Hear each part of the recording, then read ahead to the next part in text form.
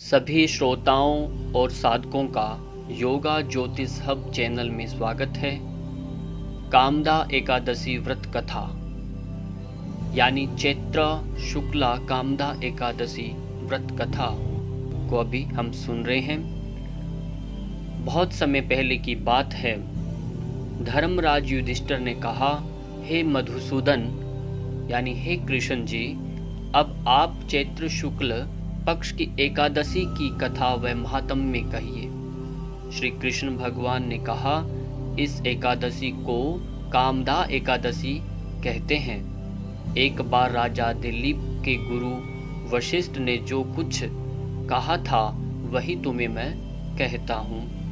बहुत समय पहले की बात है। रतनपुर नामक नगर में पुंडरीक नामक का राजा राज्य करता था। उसकी सभा में एक ललित व ललिता नाम के पति पत्नी थे, जो गंधर्व गायन किया करते थे। जब कभी वे दोनों आपस में बहुत प्रेम किया करते थे, और जब कभी दोनों एक दूसरे से अलग हो जाते तो एक दूसरे के लिए बहुत ही व्याकुल हुआ करते थे। एक समय पुंडरीक की सभा में अन्य गंधर्वों सहित ललित भी गान कर रहा था। गाते गाते उसे अपनी प्रिय ललिता का स्मरण हो गया, और उसका स्वर भंग होने के कारण गाने का स्वरूप बिगड़ गया। ललित के मन में भाव जानकर कारकोट नामक नाग ने पद भंग होने का कारण राजा से कह दिया। तब पुंडरीक ने क्रोध पूर्वक कहा कि तू मेरे सामने गाता हुआ अपनी स्त्री का स्मरण कर रहा है, अतः तू कच्चा मांस और मनुष्यों को खाने वाला राक्षस बनकर अपने किए कर्म का फल भोगेगा। पुंडरीक के श्राप से ललित उसी क्षण राक्षस बन गया। उसका मुख अत्यंत भयंकर, नेत्र सूर्य चंद्रमा की तरह प्रदीप्त और मुख से अग्नि निकलने लगी। उसकी नाक पर्वत की कंदरा के समान विशाल हो गई और गर्दन पर्वत के समान लगने लगी। सिर के बाल पर्वतों पर खड़े वृक्षों के समान लगने लगे और भुजाएं अत्यंत लंबी हो गई। कुल मिलाकर के देखें तो उसका पूरा शरीर 8 योजन के विस्तार में हो गया, और राक्षस होकर के वह दुखी और दुख का अनुभव करता और वह जीवन भोगने लगा। जब उसकी प्रियतमा यानी ललिता को ये घटना मालूम हुआ कि उसे अत्यंत दुख हुआ, उसके पति इस पीड़ा में है, तो वह बहुत ही दुखी हुई। तो वह सोचने लगी, मैं अब क्या कर सकती हूँ उनके उद्धार के लिए, उनको इस समस्या से कैसे निकालूं। वह राक्षस के अनेक प्रकार के दुख सहता हुआ, ललित जो था वह जो राक्षस बन गया, अनेक प्रकार के दुखों को सहता हुआ घने वनों में रहने लगा, और उसकी स्त्री ललिता उसके पीछे पीछे जाती और विलाप करती रही। एक दिन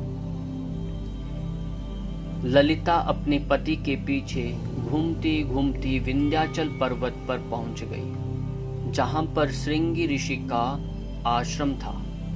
ललिता शीघ्र ही श्रृंगी ऋषि के आश्रम में गई और वहां जाकर विनीत भाव से श्रृंगी ऋषि से प्रार्थना किया कि हे श्रृंगी ऋषि महाराज, आप कुछ उपाय बताएं। उसे देखकर श्रृंगी ऋषि बोले, हे सुभद्रा, तुम कौन हो और यहाँ किस लिए आई हो?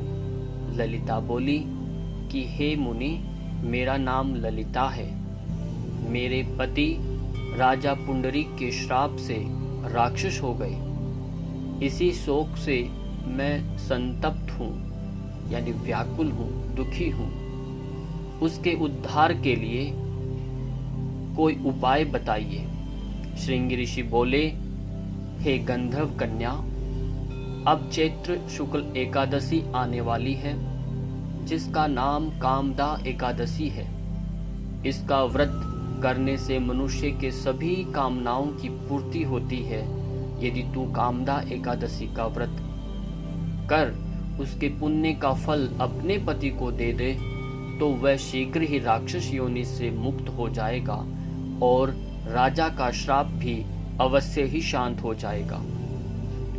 मुनि के मुख से ऐसे वचन सुनकर ललिता ने चैत्र शुक्ल एकादशी आने पर उसका व्रत किया और द्वादशी को ब्राह्मणों के सामने अपने व्रत का फल अपने पति को देती हुई भगवान से इसी प्रकार प्रार्थना करने लगी कि हे प्रभु, मैंने जो ये व्रत किया है इसका फल मेरे पति देव को प्राप्त हो जाए, जिससे वह राक्षस योनि से मुक्त हो जाए और सामान्य पुरुष बन जाए। एकादशी का फल देते ही उसका पति राक्षस योनि से मुक्त होकर अपने पुराने स्वरूप में आ गया। फिर अनेक सुंदर वस्त्राभूषणों से युक्त होकर ललिता के साथ विहार करने लगा। उसके पश्चात वे दोनों विमान में बैठकर स्वर्गलोक चले गए। वशिष्ठ मुनि कहने लगे कि हे राजन, इस व्रत को विधि पूर्वक करने से समस्त पाप नष्ट हो जाते हैं, वह राक्षस आदि की योनि भी छूट जाती है। संसार में इसके समान अन्य कोई और दूसरा व्रत नहीं है। इसकी कथा पढ़ने या सुनने से वाजपेयी यज्ञ का फल प्राप्त होता है। यानी यूं कहें, ये कथा अपने आप में बहुत ही महत्वपूर्ण है और इसका व्रत भी महत्वपूर्ण है। और जिनको संतान की प्राप्ति नहीं होती उनको ये कथा अवश्य सुननी चाहिए। इसी के साथ जय श्री कृष्ण।